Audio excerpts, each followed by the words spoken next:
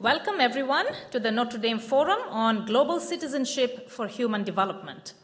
It is my great honor to introduce Reverend John I. Jenkins, CSC, who is the 17th president of our university. Father Jenkins is a very long-standing member of the Notre Dame community, holding bachelor's and master's degrees in philosophy from Notre Dame, and being ordained as the priest of the Congregation of Holy Cross in 1983.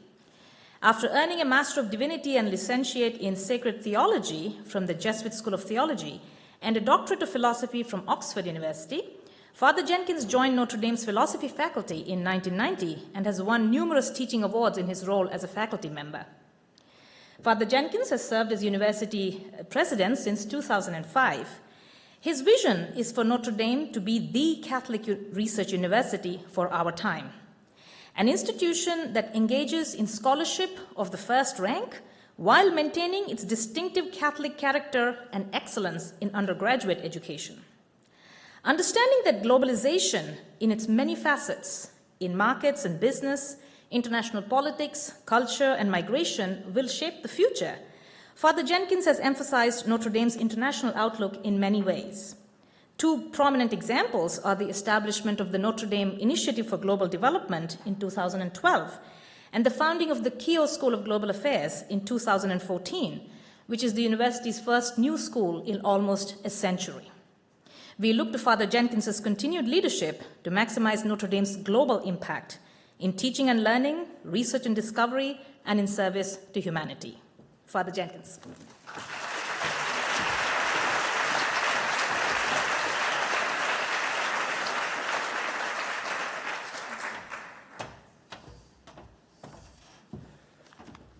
Well, thank you, Lakshmi, and thank you all for being here tonight for this event. We're very excited to have our guest. This is part, as Lakshmi said, of the forum Going Global to understand our being global citizens, but due to our guest tonight, the particular importance of caring for those in greatest need.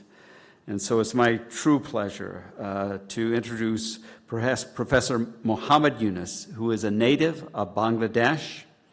We were just telling him about the Bengal bouts here at Notre Dame.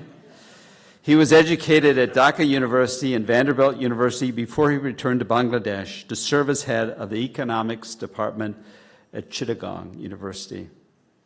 Always restless about the state of the poorest, he founded Grameen Bank to provide a way for the most vulnerable to save and invest and change the course of their lives.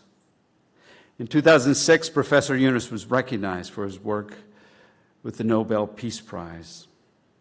He was awarded the Presidential Medal of Freedom in 2009 and the Congressional Gold Medal in 2013. While much of Professor Yunus's work focused on microcredit and micro savings, he has become interested in the power of social entrepreneurship in recent years. Professor Yunus teaches us that a new way of doing business is possible, one that leaves room for selflessness, for social concern, for mutual responsibility. Economic development must not come at the expense of human dignity and creativity. Professor Yunus, you honor us with your presence, and we would like to honor you with the Ford Family Notre Dame Award for International Development and Solidarity.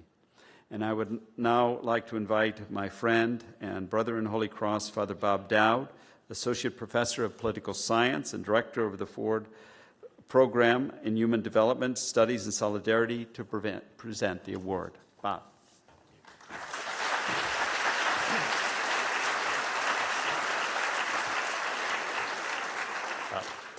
Thank you, Father John, and thank you all for being here tonight. It's just great to see you here. And thanks to Professor Yunus for bringing a little warm weather to us from Bangladesh. Almost 10 years ago, we launched the Ford Program in Human Development Studies and Solidarity, thanks to the generous gift provided by Doug and Kathy Ford and their family. As a program of the Kellogg Institute at the Keough School of Global Affairs, the Ford program is dedicated to research that amplifies the voices of the poor and reveals the pathways by which they realize their potential. Our assumption is that research should serve, in fact must serve, to humanize us all and to ultimately point toward how we might live in greater solidarity with one another. Doug and Kathy are here tonight with their sons Matt and Kevin, their daughter-in-law Syra, and their granddaughter Tuesday, who is a first-year student here at Notre Dame. So Doug and Kathy and the rest of the Fords, would you mind standing up just so we can thank you? Thank you.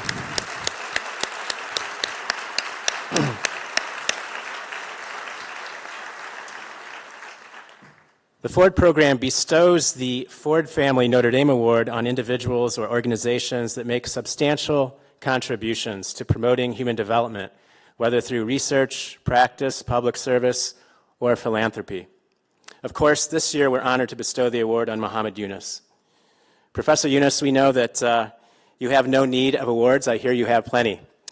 And you're not interested in honors. We know that. But you honor us by allowing us to bestow this award on you and to uphold your example. Therefore, for promoting greater awareness of the inherent dignity and creativity of each and every human person, for showing that every social problem represents an opportunity for the creative capacity of human beings, for inspiring a new way of doing business, one that leaves room for selflessness and mutual responsibility, for helping us to understand that economic development need not come at the expense of human dignity or the integrity of creation. It's a great honor for the University of Notre Dame to bestow the Ford Family Notre Dame Award for International Development and Solidarity on Professor Muhammad Yunus of Dhaka, Bangladesh. Professor Yunus.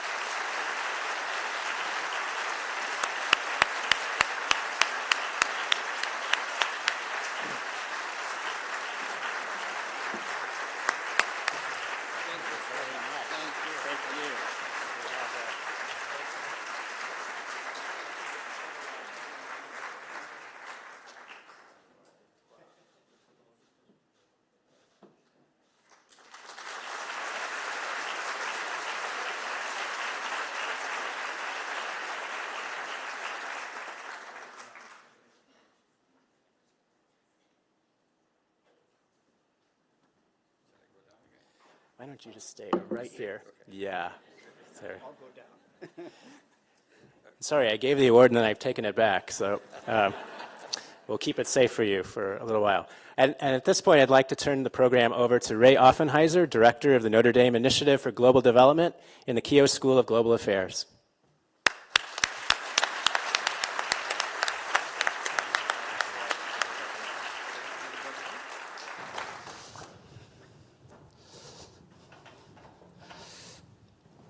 Well, good evening, everybody. We're delighted that you're all here. We're going to pretend that you are just a few close friends, and we're going to have a cordial conversation, and we hope you enjoy it. So with that, I want to just take an opportunity to also welcome Dr. Yunus to the university.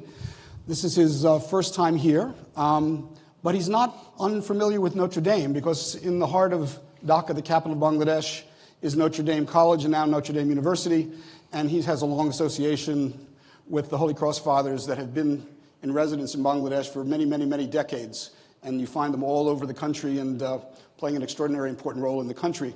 So we welcome you. Thank you. To Notre Dame, and look forward to a rich conversation on your work and your journey in dealing with the poorest populations in the world. Maybe just to begin, I thought it might be useful just to review a little bit of your history, because you didn't start out your life really working on these issues. And I think, as Father Jenkins said, you did a PhD at Vanderbilt during the Bangladesh Liberation War. You went home right after the war. There were a series of famines during that period. It was a very traumatic time for the country.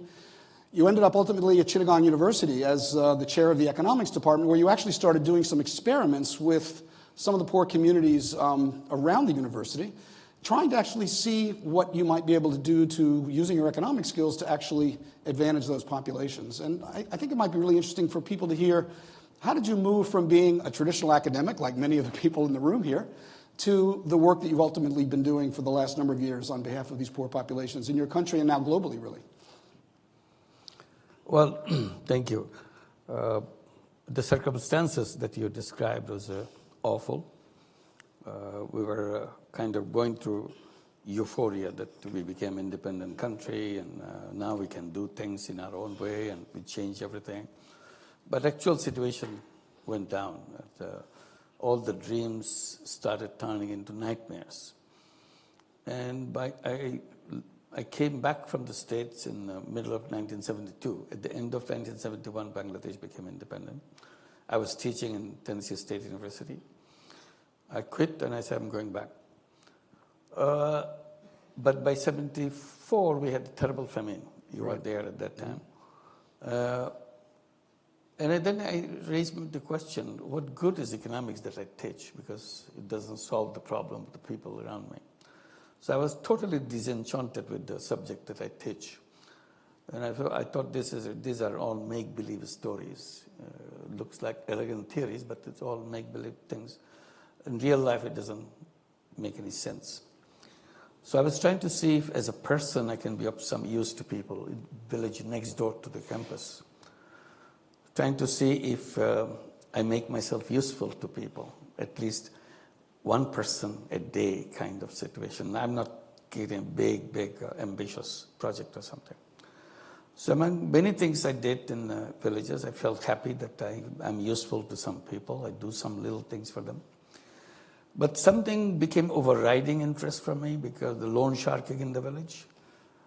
I heard about loan sharking, but I never saw loan sharking in such a close range, giving tiny loans and grab everything that the people have.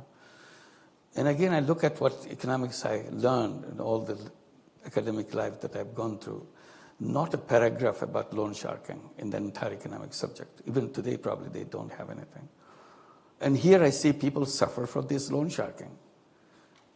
And I feel terrible that I cannot do anything about it, and I've never learned anything about it, how to protect these people from the loan sharking system.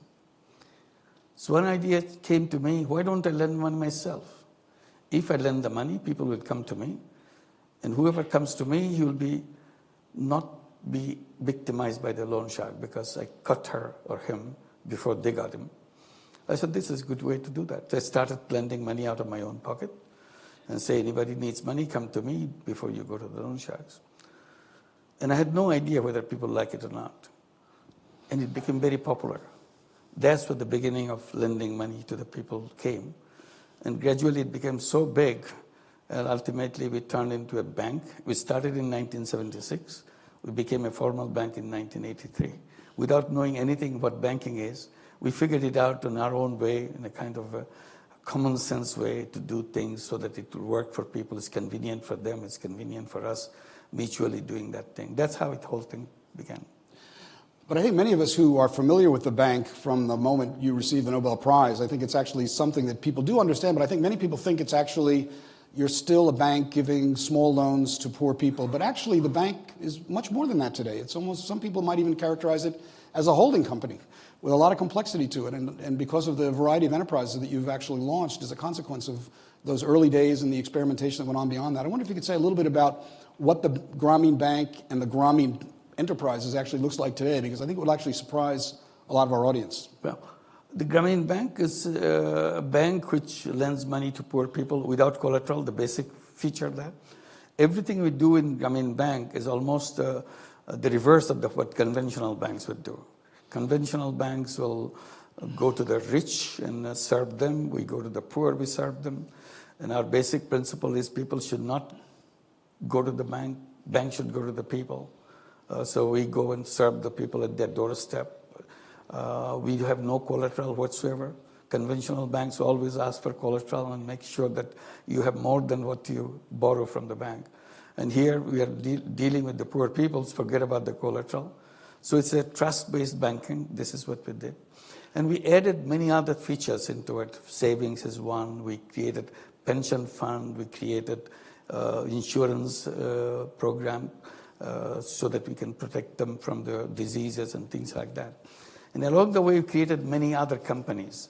And since I became known as a kind of, or Grameen became known as my brand, so every company that I created, I gave a Grameen name. So there are many, many Grameen organizations, nearly 60 such businesses that we run in Bangladesh today with Grameen names. So people get confused that maybe these are organizations coming spin-off from the Grameen Bank itself.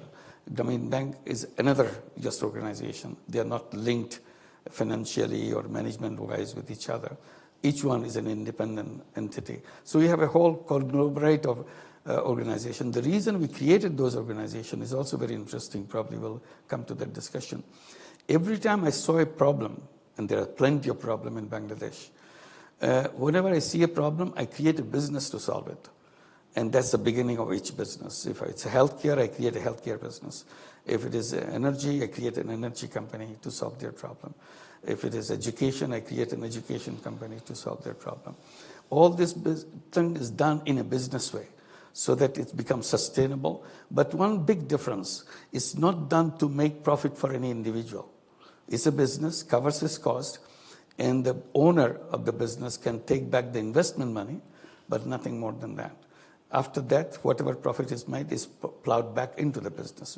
Later on, we called it social business. That became a big issue today, asking or promoting this idea that this probably is a way how to solve the problem that we see around us. So just for people who maybe, just the word Grameen, so just so you carry with you one little sort of bit of Bengali tonight, Grameen actually stands for village. So it's actually the village bank. Yeah. The principle being to be financing poor people at the village level. Can I explain that? Because, I hope you please do. Yeah, that's the reason why we called it Grameen. Because I was very critical as I was doing that. I came in conflict with the banking system. Many issues I raised against them and very nasty about them in my comments about them. I said, all the banks we see are based in the cities. They have nothing to do with the villages. Bangladesh is all about villages. 85% of the population of Bangladesh live in the villages. So city is a very small population compared to the rural people. So I thought that this 85% of the population are missed out from the banking system completely. So I said, when I created the bank, I said, this is the bank which will be working for the villages. Because I said, everything we do is the opposite of the conventional bank. This is the opposite of the conventional bank. They are the city bank. We became the rural bank, village bank. I called it Grameen Bank. And today, we are 41 years later. We have now 2,600 branches all over the country. Not a single branch, even today, is any city, any town, anywhere in Bangladesh. We're always in this village. That's where the name Grameen came about. It was a protest against the banking system. So I was told not to ask you all softball questions. So I wanted to maybe ask one provocative question, which is there are skeptics about microfinance. And for example, at MIT, the Poverty Lab has actually done a variety of studies in which they would claim that microcredit has not necessarily had an impact on people's lives and on poverty more generally. And that's created a bit of an interesting controversy around this core issue of behind the bank and the whole microcredit movement. I wonder if you could comment for us a little bit on how you see that debate and how you see impact at the village level. I would say either we are blind, we don't see the things we do, or they are blind, they don't see what we do. So someone of us has to be blind to say that. Because as I was explaining Grameen Bank, today we have 9 million borrowers of Grameen Bank. And mostly women. 97% of this 9 million are women. That's what the Grameen Bank is all about. We always focused on women. In Bangladesh, lending money to a poor person itself is a kind of a shocking news. How do you do that? Lending money to poor. Poor means extremely poor. So dirt poor. And you're lending money to poor people. And we go beyond that. We lend money to poor women, which you never heard that anybody can do that such a thing. And then now annually we lend out over $3 billion. Imagine these $3 billion going to these 9 million women, and they were using this money and paying you back penny by penny all the money nearly 100% repayment record. If you have 9 billion people handling this $3 billion and 10 years back, something must be happening to these women. If you don't see that, you have to be really blind. And then they own the bank. It's not just bank lends the money. Grameen Bank is owned by the borrowers themselves. They sit in the board of the Grameen Bank. This is the most well-managed bank in the whole country. And they run this bank, women sitting on the board of this bank and running the bank, and then provide all the services. Today, again, it said $3 billion is lent out every year. What happened last year, you see, we started with savings program. Even if you're extremely poor, when you join Grameen Bank, you have to open a savings account with the bank. Whatever, even if you have to, if you put a penny into the savings account, put a penny. But every week you must save something. So that's the tradition, that's the culture of Grameen Bank. Continue it. Gradually, it's a small money, but when you do it with a large number of people, it becomes big. Last year, we had a very interesting result. They had more than $3 billion in their bank account than the loan that we gave. Their savings was bigger than the loan we gave them. I tell the bank official, I said, look, you don't refer to them as borrowers anymore because they are actually lenders. They gave you more money than you gave them. And there's a transformation. You see transformation in their life step by step. And Bangladesh has achieved all the Millennium Development, at least 6 of them within time and 2 of them later on, Millennium Development Goal. But they achieved the Millennium Development Goal number 1, to reduce poverty by half by 2015. Actually, Bangladesh achieved that by the middle of 2013, 2.5 years before that date came. So all this transformation and all the healthcare indicators of Bangladesh, now moving from the bottom of all the regional countries, 8 countries in the region, India, Sri Lanka, Pakistan, Nepal, and all that, we were at the bottom on the healthcare situation 30 years back. Today, we are at the top of the healthcare system in the whole region. All these things happening, and still you don't see anything happening to the poor people. You have to be really blind. I can't say anything else. One other controversy around the that's arisen in recent years in the microfinance sector has been cases where there have been founders of microcredit enterprises that have actually taken them public and sold shares in equity markets, making millions of dollars for the founders, which created quite a, as you know, bit of a firestorm in our community in debating these issues. And I wonder, what was your response to that, and what's your view of that particular phenomenon within the microfinance movement? Yeah. Before I take that, I go back to the previous one. We run Grameen program in the United States.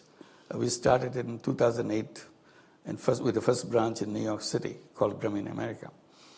In Jackson Heights, that's our first branch. Now today, after 10 years, we have 20 branches all over the United States in 12 cities. Omaha, Nebraska, Charlotte, North Carolina, Indianapolis, right here in Indiana, 7 branches in New York City, Los Angeles, San Francisco, and so on. In all, 20 branches. Together, we have over 100,000 borrowers in all these 20 branches. All women, 100% women. Startup loan is $1,500. In total, over 10 years, we have given over $1 billion loan with perfect repayment. Not a single branch has any difficulty in getting 100% repayment from all these borrowers. Taking $1 billion loan and starting their own businesses, and if you say that nothing happened to the poor women, or either in Bangladesh or in United States, I can't understand what kind of research people do anyway. So this is raises a lot of shocking feeling that the kind of thing we hear that goes in the name of research. Coming to your, yes, I keep telling that there is a right microcredit and there's a wrong microcredit. When microcredit word became popular, some guys wanted to make money out of it. So this is an opportunity to make money out of the poor people. I said, we created microcredit not to make money out of the poor people. We created it to help poor people get out of poverty. That was our intention. And that's what we devoted ourselves. Those who use this for completely other purpose, abuse the whole concept, we don't think they should call themselves microcredit, but they do. They call themselves microcredit, and then they want to make money. Then I kept saying, referring to them, saying that there's a right microcredit, there's a wrong microcredit. And these are the examples of the wrong microcredit when you do the IPO.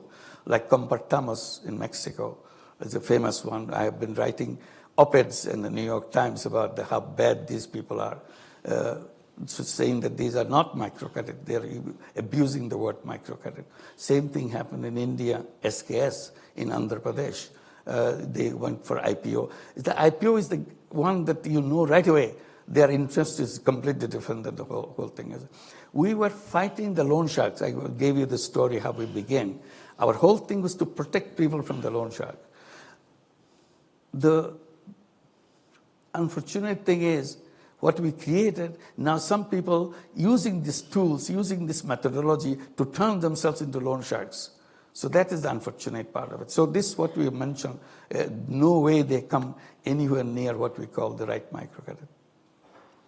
So in a lot of your recent writing, you've returned a bit to being an economist, but being in some ways a critic of neoclassical economics. And when you talk about the poor, you're using terms like the victims of social exclusion, financial apartheid. You've talked more and more frequently about inequality as a very serious challenge, and in terms of the dynamics, the internal kind of workings of globalization and the international economic order. I wonder if you could sort of take us a little bit on that journey, kind of where you've come as a consequence of your early days as an economist, your practical work with the bank, and now sort of challenging sort of a lot of the kind of premises of the whole process of globalization. Yeah, I'm smiling because you have a whole list of issues for me to answer. I'll do that. One of the things I keep reminding people that financial services to people is like oxygen. If you don't have oxygen in the room, we cannot breathe, we collapse, we cannot function, we become dysfunctional. That's what happens when you don't have the financial oxygen, which is the financial services to the people. If you don't have connection with the financial services, people cannot breathe, people cannot function, they become dysfunctional. Then we call them poor people. It's not because something wrong with their bodies, simply we didn't have the oxygen among them. The moment you connect them with the financial oxygen, they become alive, they become active, they become productive, they become creative, everything happens. So that's why I'm saying that financial institutions that we built never paid attention to that. Half the population of the entire world has nothing to do with the banking system. They're victims of the loan shark, they're payday lenders, pawn shops, you name it. Everywhere, every city, every town, every village has that. And nobody pays any attention to it. All the explanation was they're not creditworthy. And I have been always saying, should banks tell people that they are not creditworthy? Or the people should tell the banks that they are not people-worthy?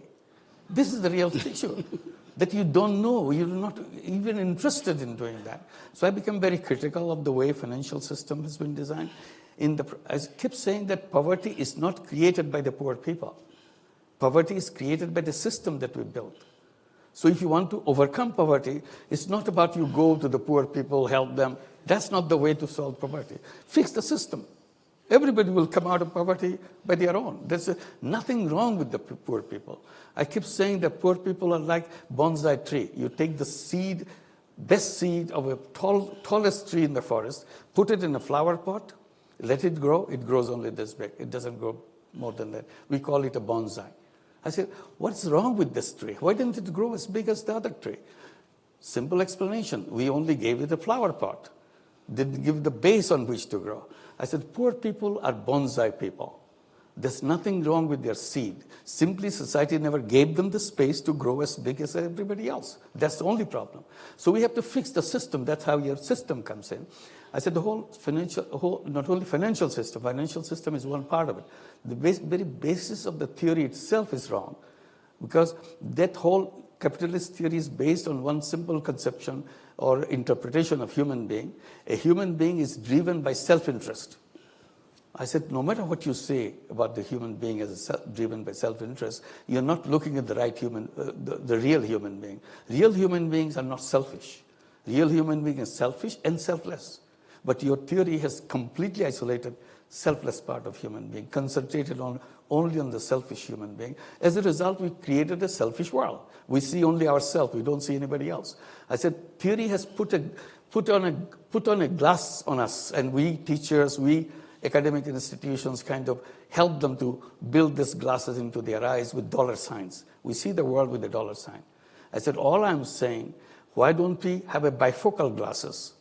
We have dollar signs, fine, which we see ourselves, only thing we would know about ourselves. We do things for ourselves, we make money, create all the wealth possible. But at the same time, we can see the world. This is within us. And then, on the basis of that, we create a different kind of business to solve problems. That's what we call social business. And they go together. Once you do that, suddenly all the problems come in a different way. Today, because of selfish direction of the entire economy, we have created an enormous problem of wealth concentration. 1% of the population of the entire world own more than 99% of the wealth of the entire world. What kind of system is that? You call it a system? It's a mockery of a system. But we go on singing songs about that system. I said, and that is getting worse and worse, more and more concentration every day. What will happen tomorrow?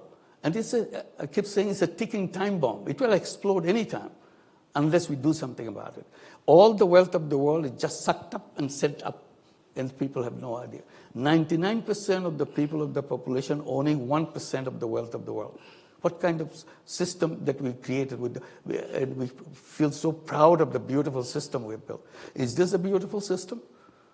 So we have to undo that system so that wealth doesn't go upwards, it comes downwards, be shared with everybody else. That's what I was suggesting, that once you interpret human being as a different way, saying that he's selfish and selfless at the same time, suddenly the entire thing changes, because then we have two kinds of business. Everybody can do both kinds of businesses, selfish business and selfless business.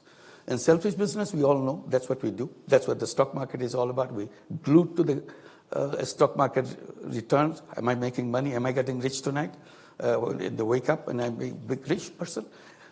You do that. But at the same time, you can also change the world by addressing every single problem that you have in the world by creating social businesses. And then you have two kinds of business. In social business, there is no wealth concentration because I'm not taking any profit out of that business. So there is no concentration, and I can solve the problems in that way. So these are the issues that I keep raising, challenging, that we have to pay attention. Our young people should get ready, grow up with the knowledge that there are two kinds of business. And young people should decide which business they will start with. Should they start with doing the money-making business, or should they start with social business to solve problems? They have enormous creative capacity. Should they use this creative capacity to enrich themselves personally, or should they use it to change the problem that they see around them so that they can solve these problems by creating businesses on that? Traditionally, problems are to be solved by the charity. One thing I keep reminding, charity is a wonderful idea, but it has a serious limitation. Charity money goes out, does a wonderful work, but the money doesn't come back. You have only one-time use of your money. The moment you use the objective of charity, same objective, put a business engine behind it, and we call it social business, and suddenly money goes out, does the job, and it comes back. Then you have unlimited use of the same money, and it becomes very powerful money. And that's what I'm inviting, that you use your creative power to come up with those basic ideas and make it happen. And suddenly you see you can create the world that you want. And you become party to making that happen, rather than say, I'm making money, I don't care what happens to the other people. You know, Yunus, one of the things that I think has been really interesting in your writing has been, as you started to talk about these ideas in very public ways, you've actually had a lot of success in having private sector firms, Danone being one, Veolia being another, but there's many others, that have actually joined you on all sorts of ventures where there's been very interesting kinds of financing and, you know, financial tools and kind of different kinds of incentives that have been a part of these deals. I wonder if you could say a little bit about some of those examples. Yeah. I did the social business in Bangladesh and talking about it. Many other people became interested. But what surprising thing was, big businesses became interested. And when dealing with them, I see no matter how big the company is, a global company, but it's run by people like you and me.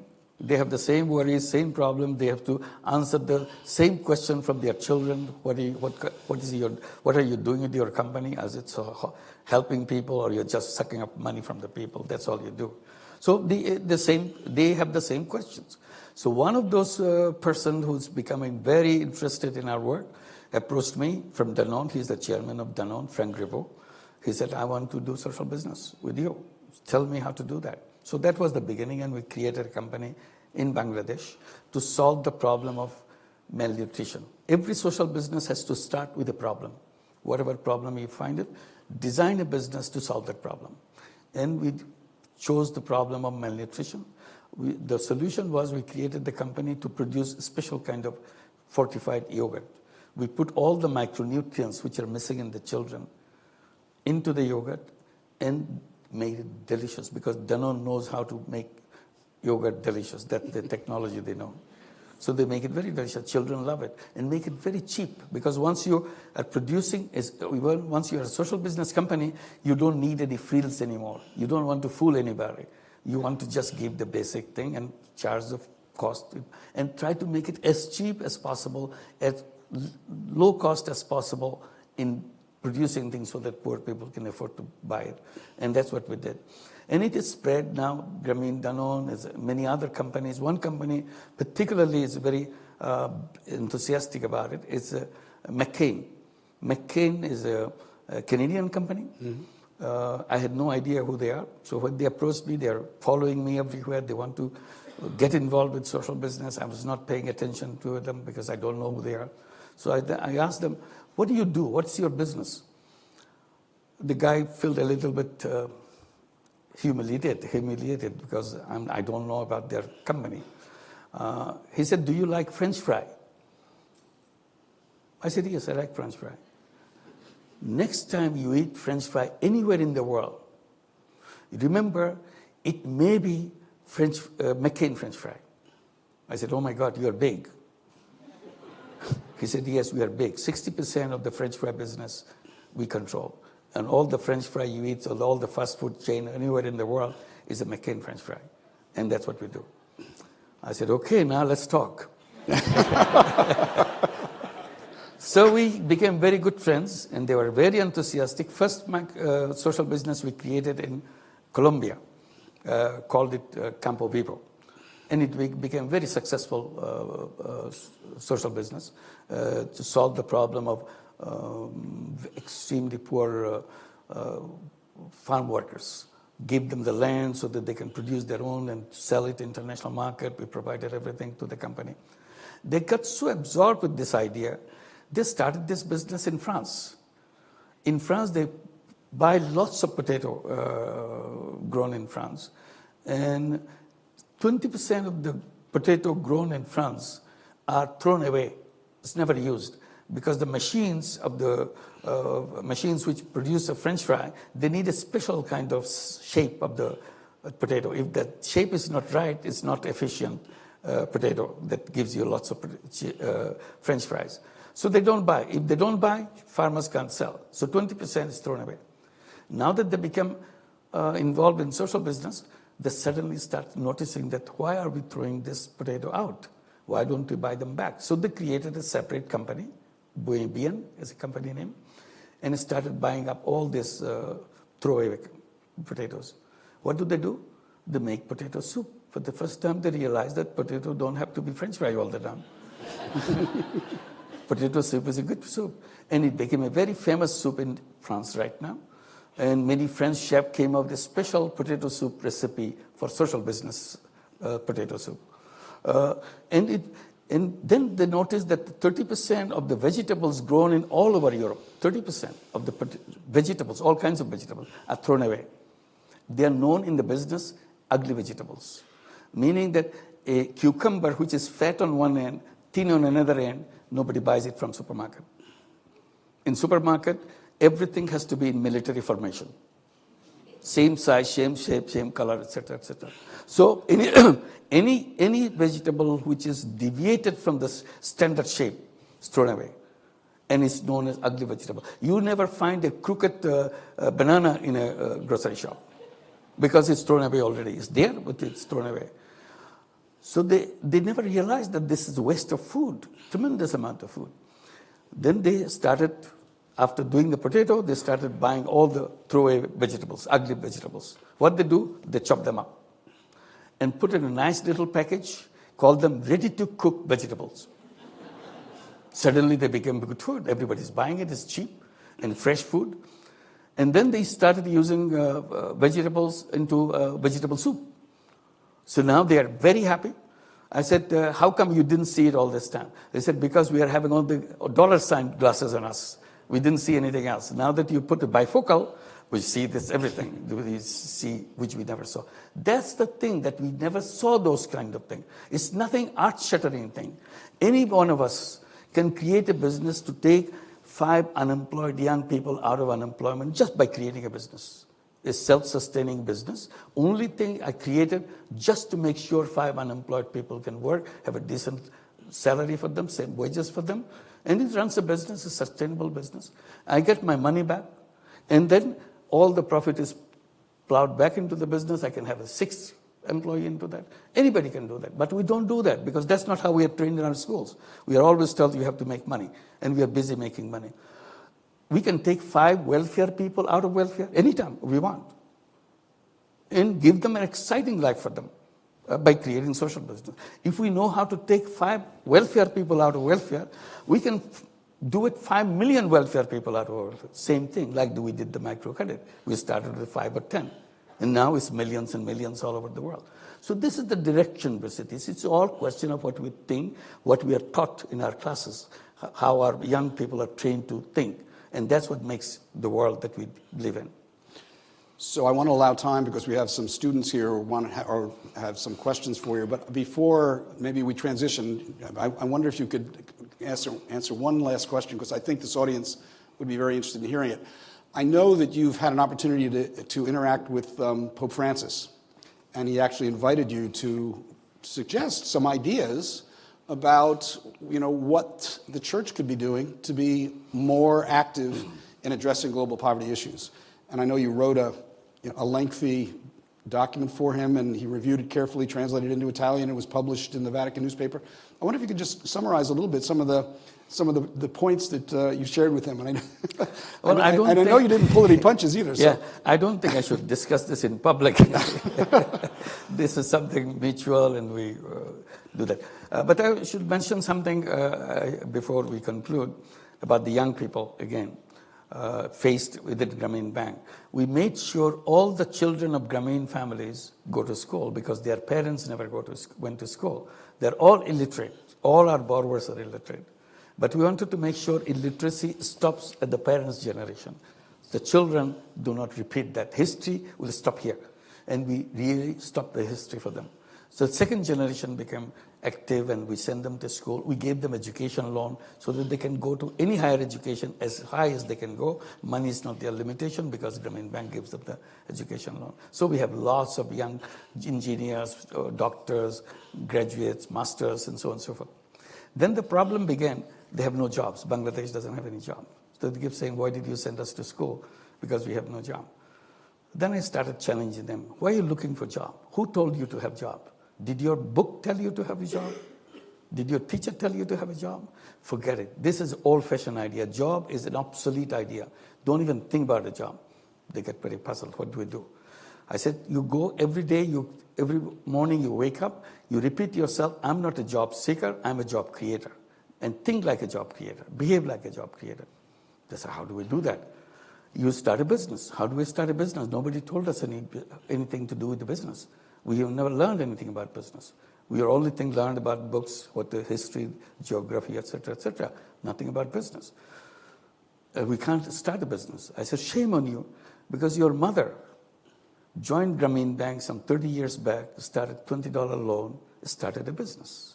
And ever since, she's paying it back and taking next loan and next loan. That's where you're born. Now you went to school, you have all of the education, you're telling me You don't know how to start a business. Your illiterate mother could start a business with a $20 loan. And with all your education, you can't do that. You know why? Because your mother is a natural human being. She knew what this is all about. She didn't have to worry about whether somebody teach her to start a business. She knew how exactly to do that. So she's an entrepreneur. Natural human being is always an entrepreneur. Your education system has eliminated everything about your creativity and so on and so forth, turned into a product so that you can fit into somebody's office as a slot, in a little slot. I said, human being is all about being creative, being a problem solver. But education system has taken it away, created you to do the thing that fits into a little slot. I said, you go back to your mother now, try to learn from her, forget about all the education that you had, so that you can turn into a natural human being and become an entrepreneur yourself. So what we do, we created a social business venture capital fund and ask all the young people, come with business idea, we invest in your business. We become your partner. And people love that, young people love that. They come with business plan after business plan. In every month, we get now at the rate of 2,000 per month that young people get invested in their projects. Our basic principle is nobody's rejected. No matter what plan you come, we work with you, improve your plan, so that ultimately you get the money, investment. So there's no rejection part of it. And then nobody is abandoned. Even if your business fails, we'll not abandon you. We'll continue to work with you until you're successful and make sure we want to do that. Now thousands of young people do that. So I keep saying that human beings are entrepreneurs. But our education system made them into a wrong direction, telling them that you have to find a job. We even pride ourselves in education institution that we are making our young people job ready. I said, that's a shameful word, job ready. Is it some kind of fodder you're putting in? It's not an army that you're producing, it's a battle-ready people. We are not fighting a battle for somebody. We are creative people, and we should be preparing not the job-ready young people, with the life-ready young people, so that we know what the life is all about, what we want to do about the life. That's the direction which. So that's another issue that we keep saying that basically human beings are entrepreneurs. I keep reminding the young people, I said, when we're in the caves, we're not sending job applications to anybody. We went ahead and get things done. That's what we are. That's our history. That's in our DNA. And that's where we are. Now, economic theory has convinced you that you are only destiny that you have to work for somebody else. I said, if you work for somebody else, you have surrendered all your creative capacity. And that's not the direction that we wanted to go. So I think that's one lesson that we should be taking very seriously. I think that's a great final message. And I just want, on behalf of, I think, all of us here who've admired your work from a distance, to thank you for the gift I think you've given all of us and literally millions and millions of people around the world in sort of addressing these core issues of poverty, but also, I think, bringing to these kinds of conversations about globalization, about market economies, about development more generally, a seriousness, a sense of principle, morals, and values that oftentimes aren't in these conversations, and challenging us about market failure and about issues like financial apartheid, which actually, and social exclusion, which is really in some ways what the poverty issue is really all about. So I want to, on behalf of all of us here, thank you for that great gift. And now I want to actually turn it back over to Lakshmi and our students, who I think have a few more questions for you. So Lakshmi, can you join us on the stage? And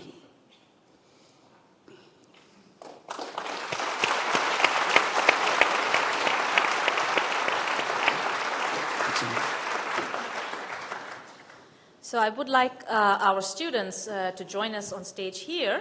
So for people who were not aware of this, we actually had an essay contest where students were invited to send in essays on what global citizenship means for them. And we had quite a large number of entries, and it was 4 students have been selected on the basis of their essays to have the privilege of posing the first few questions to Dr. Yunus. So if you would please come on stage, I will introduce briefly our essay contest winners. So please come there.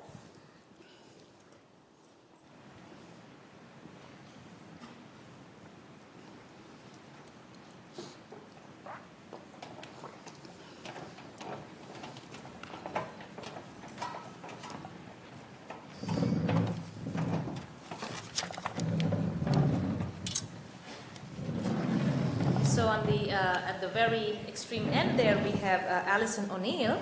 Alison is a sophomore from California, and she is studying history, political science, and environmental science here at Notre Dame.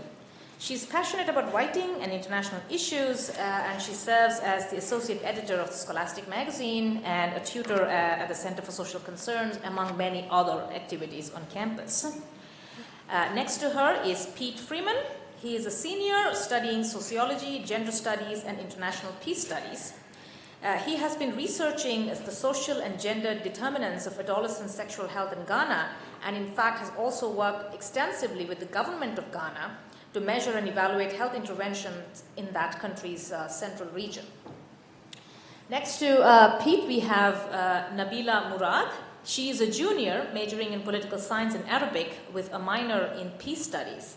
Nabila is truly a global citizen just by background. She is of Palestinian and Lebanese descent. She grew up in Brazil. She is studying here in the United States. And last fall, she was in London for a study abroad semester. So she's also involved with student government and the research apprenticeship program in the political science department at Notre Dame. And last but not the least, of course, we have Victoria Garcia. She is local. She grew up in Mishawaka. She's a junior majoring in sociology and minoring in teaching English to speakers of other languages. Currently, she is researching the historical roots of human trafficking as an international scholars program with the Kellogg Institute for International Studies. And she has also interned at an anti-trafficking social enterprise. And in an effort to bring this issue, to raise awareness about human trafficking for young adults and to inspire them to action, she has also started a podcast which is by and for young adults called The Trafficking Dispatch. So we have here a group of extremely talented and creative young people. Please welcome them. Very good.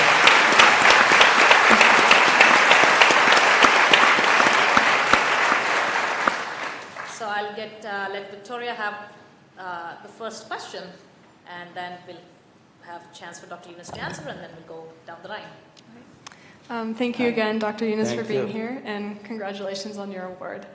I have a two-part question for you. So, as it was mentioned, I am an anti-human trafficking podcaster, and I often wonder how I can measure the impact of the podcast from looking at concrete numbers like audience size to more abstract forms of measurement. And I'm sure that others in the audience tonight also wonder how they can measure the impact of their own work. So my first question is, what are your suggestions for evaluating and measuring the influence of your work so that you can ensure you are helping to bring about sustainable change? And secondly, considering that most people want to do good, what are the common mistakes made and possible ethical blind spots when striving for this goal? Well, the first one, as we define social business, if I answer your question from my perspective, social business is about solving problems. So you define a problem. For example, I was giving offhand about taking 5 welfare people out of welfare. That's my objective. If I succeed in getting these 5 welfare people out of welfare, that's the impact that I've done it. So I've succeeded in getting them done. I don't need any other study to do. Other studies can be done by other people, whether they have done it, they're improving life faster than anything else, or whatever study they want to make. The first challenge was, can I attract 5 welfare people to get out of welfare so that they can have their own life of their own. That's the thing. So every one of them, there's a healthcare issue, like we have cataract operation, for example. That's one of our social business. How many cataract operations we have done? How many poor people are among them? That's a one. X percentage of all the cataract patients we have to adopt among the poor people. So this is one. About the ethical issues and so on, and that's where I was raising a fundamental question. Who are we? Are we supposed to wear the dollar glasses and that's what we are and the rest of the life? Or we as a human being, that we have empathy, we want to share life with others, we are sharing and caring people, we participate in it. And these are the issues that anyone should be asking themselves, am I doing that? And I keep telling about we can do both at the same time. You don't have to abandon one for the other if you want to. But if you want to do one of them, it's also can be done. Or you can say, first part of my life I'll do this, second part of my life I'll do that. That's also possible. And I keep reminding that life can be divided into two phases, phase 1 of my life and phase 2 of my life. In phase 1, I try to take care of my family, whatever obligations I have and so on. And I define by which age I want to end my phase 1, done, complete. And after that, I'm free. All I have to do now, do what I'm supposed to be doing as a human being for the rest of the world. I don't worry about me and my family or anybody anymore because I've done that in phase 1. So you can draw your line, whether when you are 35, your first phase is over, you move on to the second phase, or 40 or 45, whatever it is. So that's another way to do. You have to have a basic purpose of your life. That's a basic question. What is it I'm here for? I'll be here for a very short period. And within this period, what is it that I want to accomplish for myself? I want to feel as a human being, I was on this planet for this period, and this is what I've done. And that's what the purpose of my life. Then you achieve that. So this is what I would define that. Thank you. Thank you.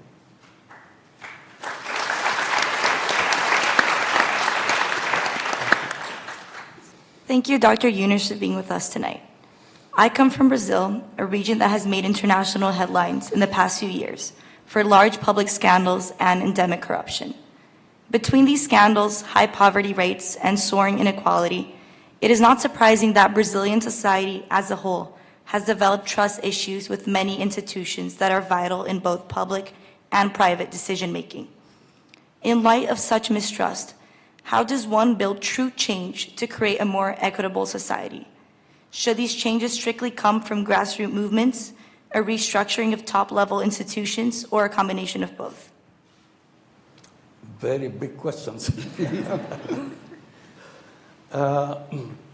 With the existing economic system, the capitalist system, there is no chance whatsoever that you can have an equitable society.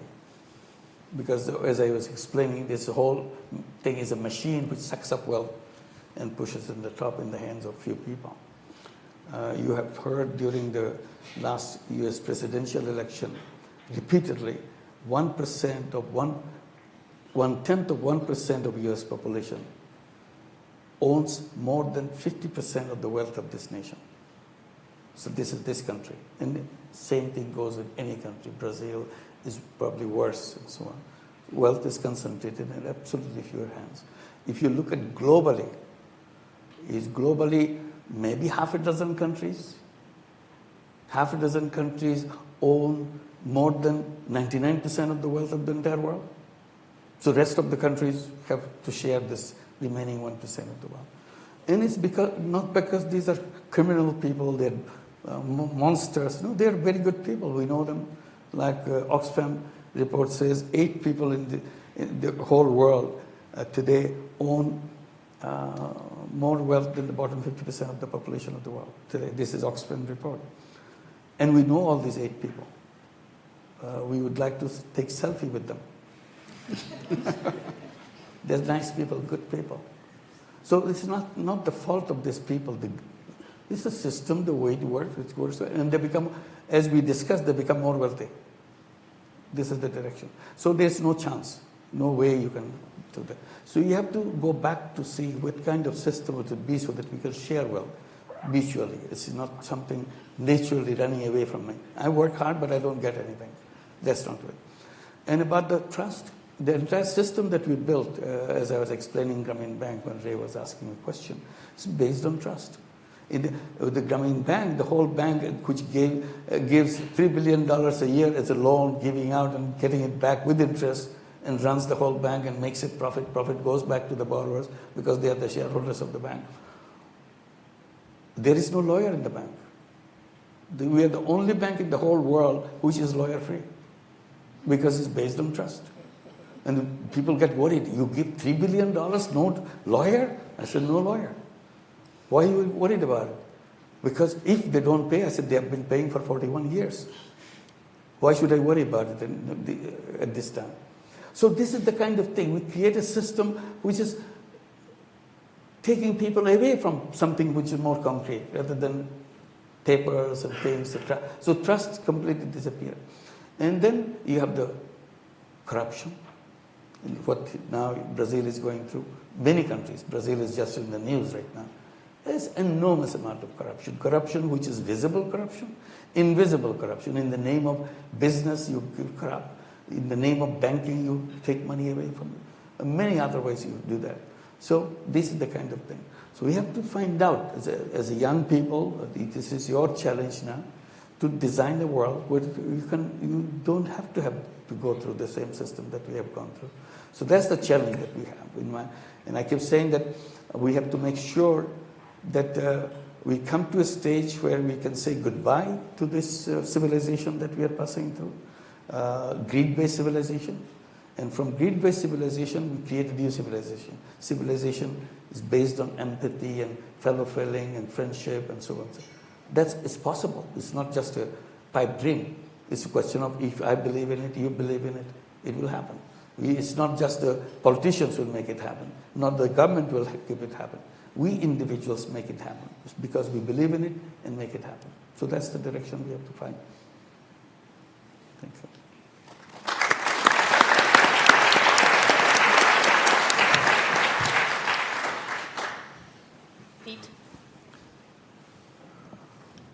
Dr. Yunus, thank you for sharing your ideas with us tonight. This truly is an honor.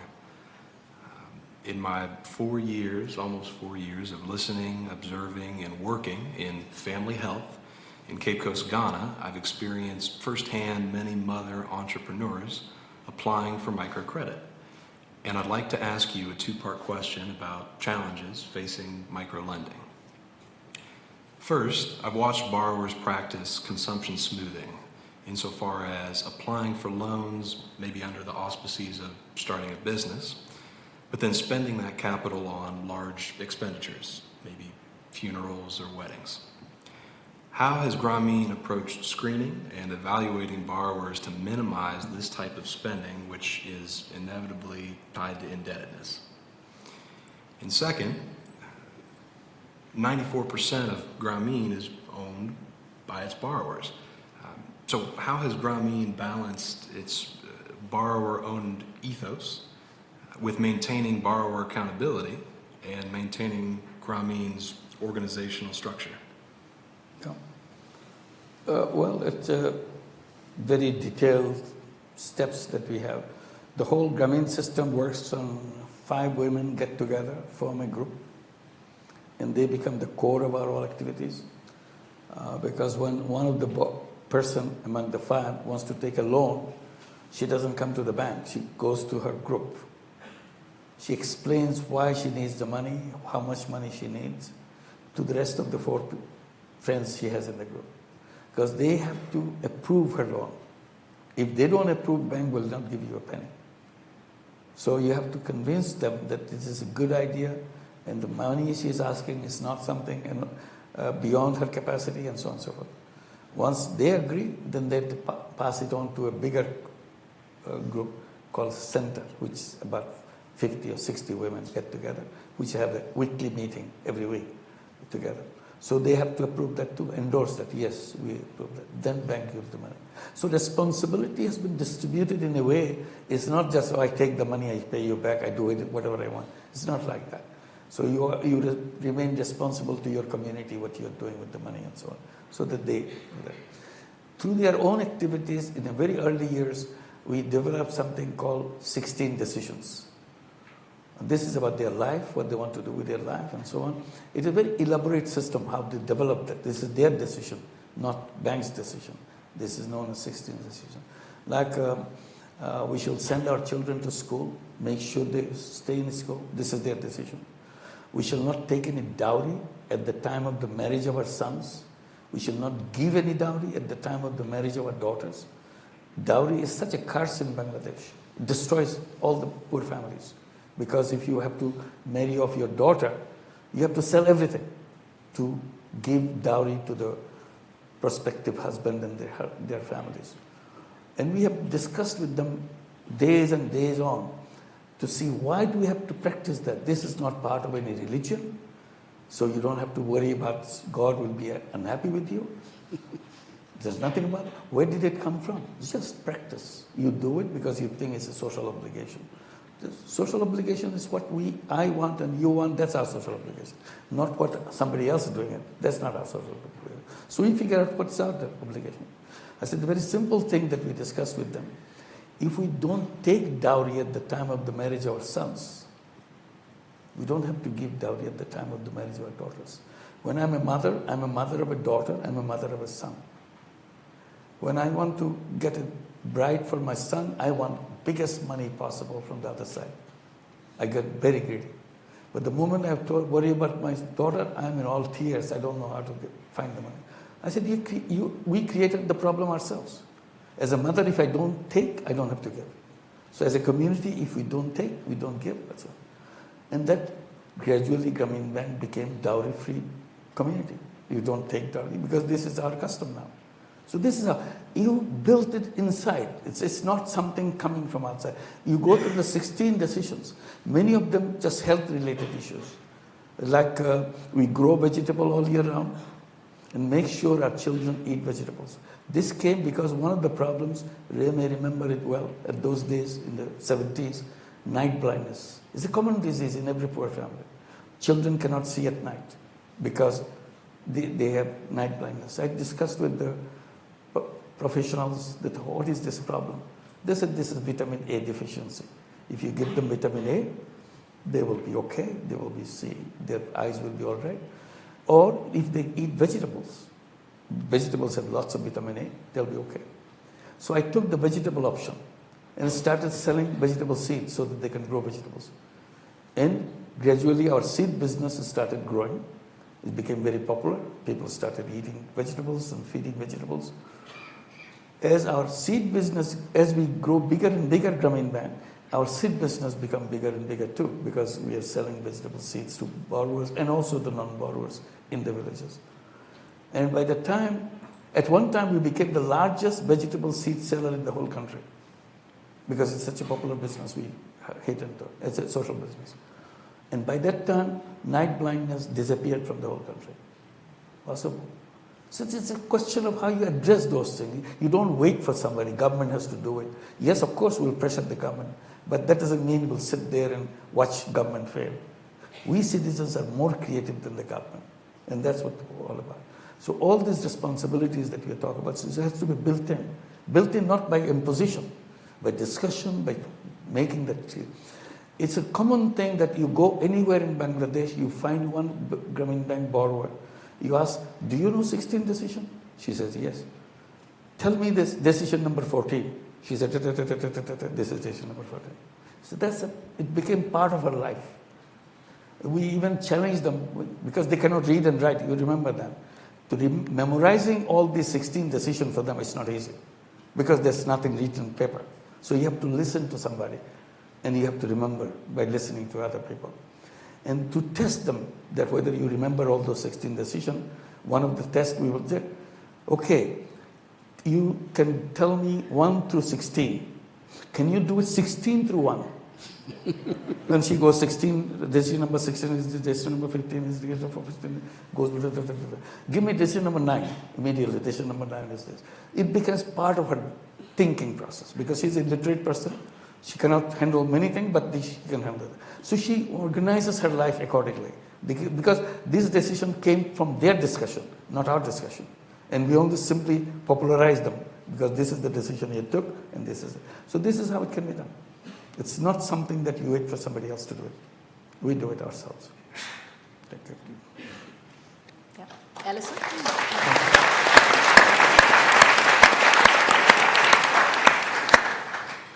Firstly, Dr. Yunus, thank you for your talk. It is a real honor to be here. Grameen Bank's website mentions that economic development is more likely to occur when microloans are given to women, presumably because women use the money effectively to develop the business and are more likely to spend their earnings on education or on their children. I have 2 related questions. A, what are the other social factors that influence the likelihood of economic development?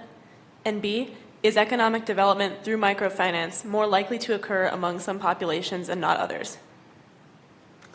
The one that about the women. First, it began as a kind of a big fight with the banks in Bangladesh. As I was doing it, I was fighting the banking community in Bangladesh. I'm saying whole banking is wrong. You have designed a system which doesn't work for people. And I was saying banks are supposed to lend money to people, but you do it in such a funny way, such a strange way. You lend money to people who already have lots of money. You don't lend money to people who don't have money. I said, logical thing would have been the other way. You start lending money to people who don't have money, and then gradually go to the people who have money. Of course, they laugh at that. So. And then I said, not only you don't lend money to poor people, you don't lend money to any woman, even if she's the richest woman in the country. You don't do that. They said, no, this is not true. It's absolutely wrong. I said, this is true. Your figures tell me in your records that not even 1% of all the borrowers of all the banks put together in Bangladesh happen to be women. Not even 1%. I said they are 50% of the population, but not even 1% is your borrower. Something is wrong. And I said, if the rich woman bring a beautiful business plan to a bank manager will flip through the pages of the report and say, have you discussed with your husband? And if you say, yes, I've discussed with my husband. I said, why didn't you bring him along next Monday so that we can discuss? I said, has it ever happened to any bank anywhere in Bangladesh that a man brought the proposal and the manager asking him, have you discussed it with your wife? Why didn't you bring your wife along so that we can discuss? I said, that's where you go wrong. And that's why you don't have them.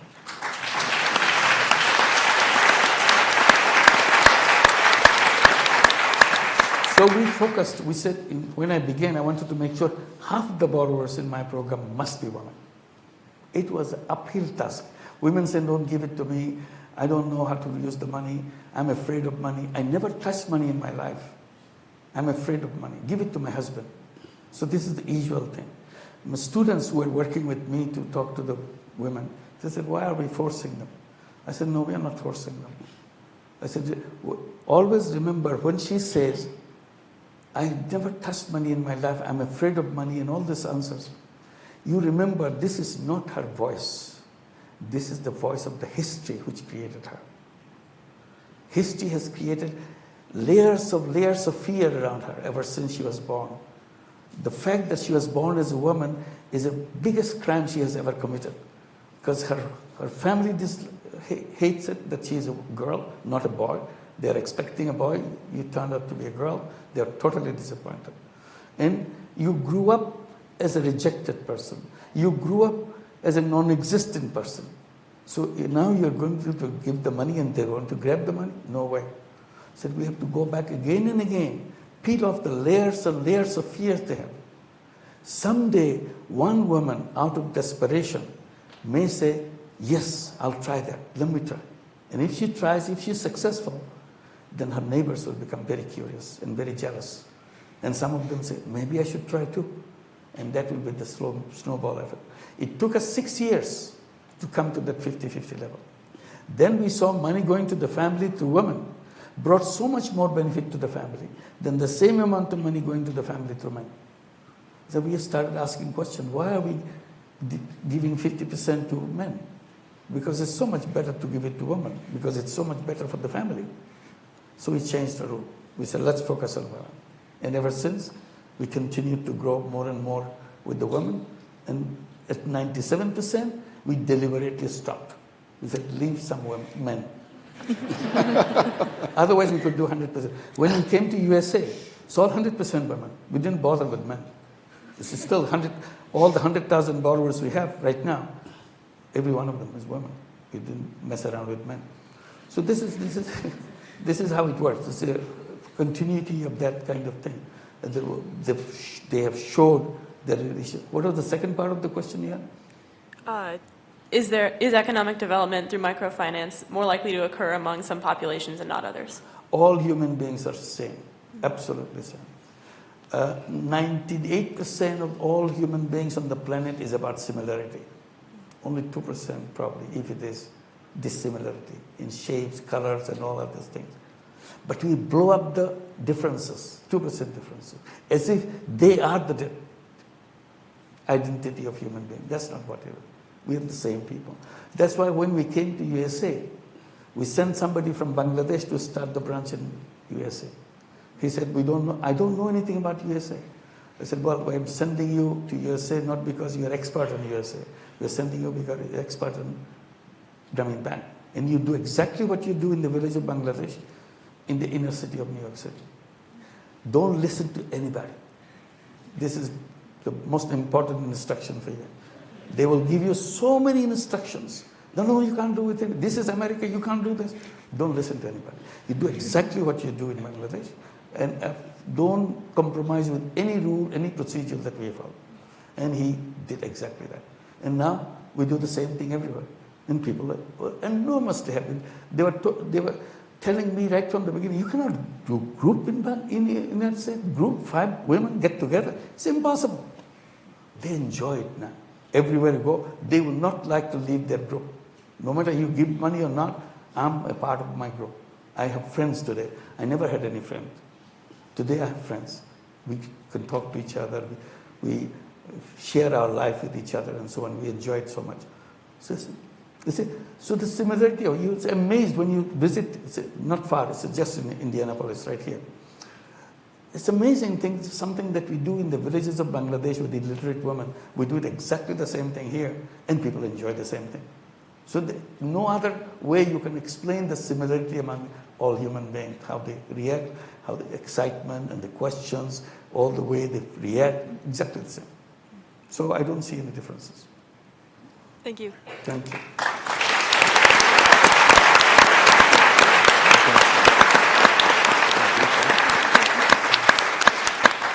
I would like to open up the floor for audience questions. We will collect a bunch of 3 or 4 questions, and then Dr. Yunus can answer them in a bunch, and then we'll collect a new bunch, and so on.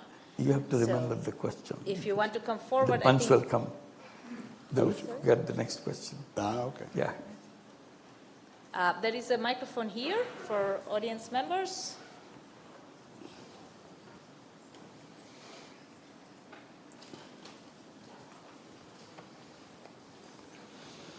Good evening, Dr. Yunus.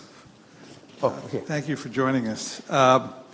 One of the first things you said intrigued me. You started a business by going into competition with loan sharks. That would be dangerous in New York and other cities I know of. We do that in New York City. Well, what were you, though seriously, were you in any jeopardy when you started competing with the loan sharks? Yeah, they thought we are loan sharks in New York City, and we have to explain again and again where we are coming from, and they were friends, and it's just a question of getting to know each other. And in Bangladesh, one advantage of Bangladesh about doing work against the loan shark is, in Bangladesh being a Muslim country, loan sharking is not done in a kind of visible way. It's always underhanded thing, because our religion doesn't allow that kind of thing to happen. So people do not admit that they are doing the loan sharking. So it's under the table thing. So they could not accuse us, because the moment you accuse us, you reveal yourself that you're a loan shark. So they go in a very, very complicated, very, what should I say, creative way of spreading rumors. One popular rumor was, this would be a good thing to hear, was that we're lending money, we're actually Christian missionaries. In the name of giving money, soon they will convert you into their religion and so on. And people get very scared.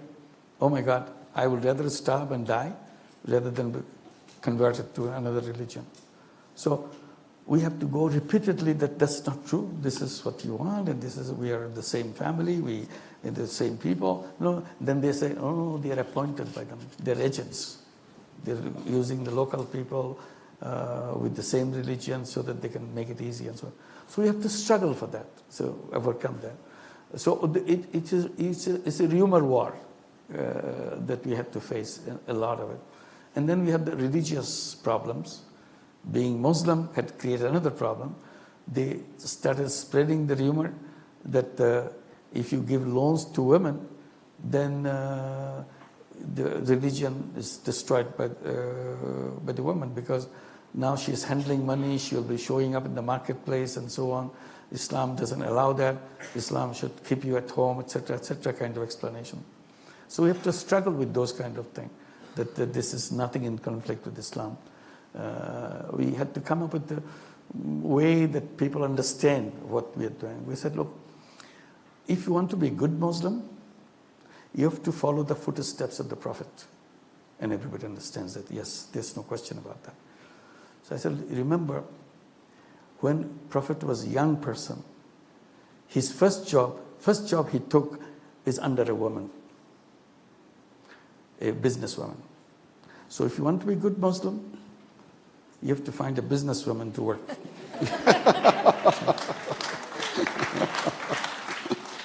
And then Prophet worked for her. Later on, he married her. So if you want a good Muslim, you have to marry a businesswoman. And if you can't find a businesswoman in your village, we have lots of businesswomen with us. So it was fun, but message was very clear. Nobody can dispute that. Everybody knew the history of the Prophet and so on and so forth. So people knew that story. So then they said, wow, this makes sense. If Prophet has married a businesswoman, then business and woman is not bad. So we have to follow that. So those are the kind of things. We have to find a way to communicate with people so that they don't see the way other side is depicting you to be. So we have to religious, and also we had the problem with men. Men were opposing us because we are giving loans to women. Even the very husband of the woman who is taking the loan is opposed to us because he feels very insulted. If he always thought money should be controlled by him, how come bank gives the money to his wife and challenges his authority in the family and so on? So we had to go through very elaborate preparations to make sure husband doesn't feel that way, because if husband feels that way, that is the end of the marriage. Because divorce is so easy. All you have to say, I divorce you 3 times and it's done, finish. Nobody can stop that. So we don't want to keep this heat in the man. Out of anger, he starts saying that, I divorce you, and then finish. So our initial effort was to make sure we train the women, don't lose the marriage to protect the money. Don't protect the money to lose the marriage, or whatever. So you have to do both. You protect the marriage and protect the money at the same time. So we had to go through elaborate procedures, understanding how you deal with your husband when you bring money. Because his first reaction, he grabs the money. This is my money. Who are you to take the money? Give it to me. And she has to surrender. So we get a very elaborate procedure to prepare them. And then we started having simultaneous meeting with the husbands, so that we elaborate all the details of how it is done, why we're doing it. He said, if you don't like it, tell us. We don't want to give it to you, your wife, if you don't like it that way. But once we give it to her, it's her money. You don't touch it. If you touch it, you are violating our rule. But we will not do that. They are tyrant in their own family because he's man, the other is woman. But when you have all these poor men gathered around a branch manager of a bank, they are very submissive people. Very they say, yes, sir, yes, sir, yes, sir, of course, sir. We will never do that. So they make commitment. Then we have a combined meeting of the wives and the husbands together. Go through the whole thing over and over again. That this is the understanding, that's how we do it. So that message is clear. So that they cannot say, no, they didn't say it this way to us. They said something else.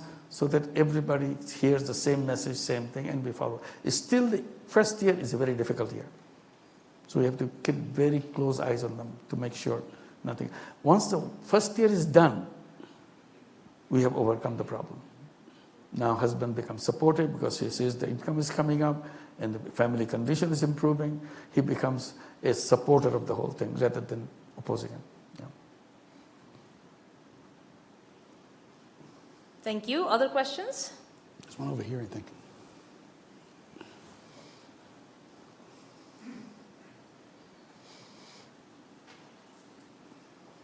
Hello. Thank you so much again for coming Thank and you. speaking with us. I was wondering, how do you envision the education system kind of, I guess, reforms to develop or facilitate this mindset of the real man that you talk about? And how can we do this, especially at a young age, so kind of at like the primary school level? The whole idea of education is not just a primary or something. It starts in the family. How the parents are talking to the children. That's the first lesson. And if the parents keep encouraging the young people that what will be the life all about, what kind of life will be, what kind of world there is waiting for him, and so on. What are the businesses like? What do the business do? The business to make money, business to solve problems, and so on and so forth. This goes into their head. And then the education, formal education begins. In formal education also, yes, there are two kinds of businesses. One is this, one is that, and you give examples and so on. You keep learning. Then asking yourself the question, what am I going to do? Do I take a job in a money-making business, or do I take a job in a problem-solving business, and so on? Those questions comes. At the same time, you talk about, am I a job seeker or am I an entrepreneur? So those questions has been planted right there. What would you be? Would you rather work for somebody, or you would like to do something on your own, and so on? If you want to do something on your own, these are the first ways you can do. If you want to work for somebody, this is the way you can do. So that young people are prepared for this. And then as they grow up, I would say that in the education system, there should be something that the young people should be, in each class they will be discussing what kind of world that we would like to build. What will be the features of that world that we all love. So have an exercise, and each one drawing up, this is the feature, this is the kind of world that we want, and so on and so on. And share with each other, so on. Debate whether this is a good idea, this is a better idea. And have a combined one, this is the kind of world that we want to.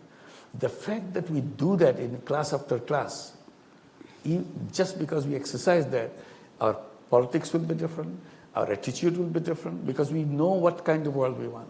We will not be, today we are drifting from here to here, we don't know, we never had any idea. Okay, maybe this is good because he says it's good, because we have not done it. We never exercised it. We never thought about it, and that's it. And I keep reminding that as a young person, we should be having absolute freedom of imagination. Imagine as wild as you can be, what kind of world you want. If you imagine that world, it will happen. If you don't imagine, it will never happen. So that's the power of imagination that young people have to have. Thank you. Thank you. We'll collect a bunch of questions in a group because we're almost running out of time. So if you can ask quickly your question. Okay. Good. This is good. Dr. Yunus, thank you for being with us tonight. Your words have been really insightful. So my question is one of long-term sustainability of some of the social businesses you mentioned in your book, A World of Three Zeros. Specifically, some of them were focusing on very localized goods.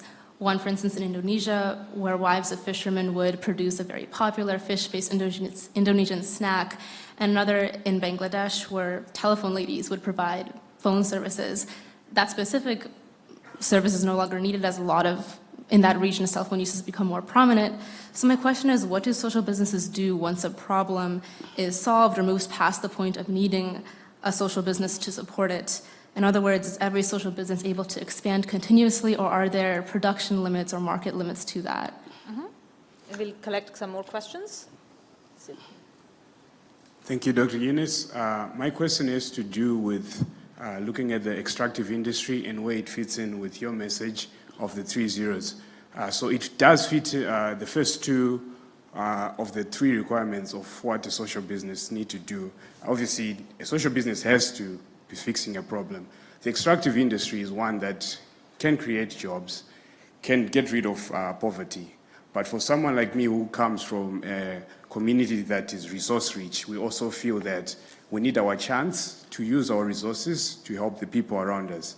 Because historically, this is an industry which has benefited the capitalistic investors. But I think the question now comes, what is your opinion when we look at where the extractive industry meets the conversation about zero carbon emissions? Because it is an industry which directly interacts with degrading the environment, affecting it, but it's also an industry that can knock off poverty and also create employment. Thank you. Yeah, let me answer this too quickly before I forget. First of all, the extractive industry is a very interesting question. And I've always been saying the best thing to happen for extractive industry is to have a social business, because this is the most appropriate type of business that social business you could have, because it belongs to the soil. It's a mining, extractive industry, and so on. You're taking it and make lots of money out of it. Lots of corruption around it, and people around it are not involved in it at all. Or the nation who are selling off their mineral resources, they don't get much. So I said this is the best way to protect all the aspects by creating a social business. So governments, instead of asking the big businesses to come and do the extractive industry, they should be creating their social businesses and so on, so that all the things remain there rather than we destroy the environment, because there are 7 principles of social business. One of the things is to protect the planet. And so you have to protect the planet before you do anything else in the extractive industry, and making sure the benefits of whatever is happening it will be shared by the people who are in this country or whatever they are people. So that's one way to look at the extractive industry rather than the traditional way that we have been doing. And on the other one, the first one about the question is... She said, what happens to the social business when the problem is solved? Yeah. It's a business is an ongoing thing. It's a transformative. It's not something you started, like you mentioned about the telephone lady. She sells the service of the telephone in the villages and make money. Now everybody has telephone. So that business goes. What do you do next with the telephone? So you come with the next telephone services that you want to create. Just because one business failed doesn't mean you already have business experience. And that's the biggest thing you accumulated. And it's a technology-oriented business. So next one is a technology-oriented business for you. You can sell things. You can have the internet services, because most of the telephone are now 4G telephones. You have lots of opening of that. When you first brought it, it didn't have as much capacity that you have right now. Whole Bangladesh was filled with what we call telephone ladies, selling telephone service in the villages, because nobody had telephone. Now everybody has telephone. And Bangladesh has an intensive number of telephones and everybody else. So now you go to the second stage of the telephone service and so on. So this is how the business is run. One business cannot survive all the developments that take place in the business world. Yeah. So I think we will, if you have a few more minutes, we'll do 2 more questions okay, only. I'm sorry we cannot accommodate everyone, but we'll take 2 more questions, quick questions for Dr. Yunus. Yeah. Quick question. Thank you for being here. I was really struck by your fundamental belief in all people, especially those who the world might not traditionally see it. And so I was wondering, where does this kind of contrarian view come from in your own life? And how would you encourage us to fortify it within our own lives as we go forwards to be agents of change in our communities? And 1 more question, and then we'll let him answer. Thank you, Dr. Yunus, and thank you for your great talk, and eating vegetable is great. Thanks. So I got a quick question. How do you suggest encouraging impoverished people get involved with your organizations and consistently and duplicate this? That's my question. About the people, what was the first question? Like, where does your belief in... Belief, yeah. I work with them, and I felt that, yes, what happens in this village, same thing will happen in the next village. So I felt comfortable with that. I didn't see any problem with that. And it spread everywhere. And then it spread to other countries. I feel the same way, because they go through the same problems. When you say that poverty is one kind in Bangladesh, another kind, it's not that. It's the same thing. I mentioned to you earlier in my presentation, I was saying that it's like poor people are like bonsai people, because there's nothing wrong with their seed. Simply society didn't give them the space. So I'm trying to provide that space. Everything I'm doing is just to provide that space so that she and he can come out themselves. I'm not pushing them to do anything. I'm saying, here's the space. If you want, you can go up. And that's what. So it's the same thing. It's whether you are in Nicaragua or you're in Botswana or in Bangladesh, doesn't matter. Or in Jackson Heights, New York, same thing. Or Indianapolis, same problem. And his next question was, how do you get impoverished people to associate with you for a long time and develop their lives over the longer term? That's why institution building is very important. And when I said charity is a wonderful idea, but the charity doesn't create an institution, a sustainable institution. That's the weakness of the charity part. You always depend on somebody else's gift to you and support to you to provide the money and so on. So it remains uncertain. So you cannot plan anything because you don't know whether next year we'll have the same money or as much money or more money, less money. You don't know. You cannot plan anything. So you become uncertain about the action. You cannot plan ahead. But if you're sustainable, you are on. It grows. It's like a seed. It keeps on growing. It's new leaves come and further new leaves, branches, and so on and so forth. It has this organic growth by itself. And that's the advantage of having organic things and having. That's where if you create institutions, all these things falls in place. Otherwise, you remain dependent. Somebody will take care of you. That's why even I was mentioning welfare repeatedly because this is an issue that I struggle with a lot. Saying that welfare is a very important thing to do because people need to be supported in times of their emergency, in times of their crisis. But that doesn't mean they have to live all their life in welfare. So people who design welfare, they have to come up with ideas how to bring people in under welfare and make sure how to help them to get out of welfare. That piece absolutely is missing. People, the politicians or designers of this program, so eager to put them in. As if putting in solves the problem. It didn't solve the problem. It was a temporary phase. People are going through. You have helped them. Now you build the system so that they can come out and feel better and they become full human being. Inside you're not full human being because you are waiting for somebody to feed you.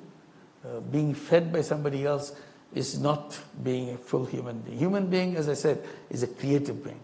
He and she enjoys being creative and problem solver.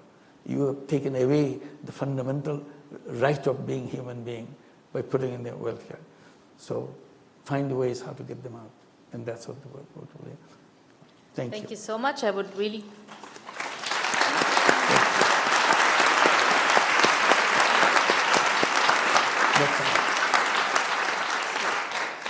And it's just unfortunate that we're out of time because we have had a very fascinating conversation. I would really like to thank Dr. Yunus, Ray Offenheiser, our wonderful students, and of course all of you for being so active and engaged in this whole discussion. And we hope to take it forward within our own communities, as Dr. Yunus would recommend. So thank you all, and thank you for coming tonight. Thank you. Okay. Thank you.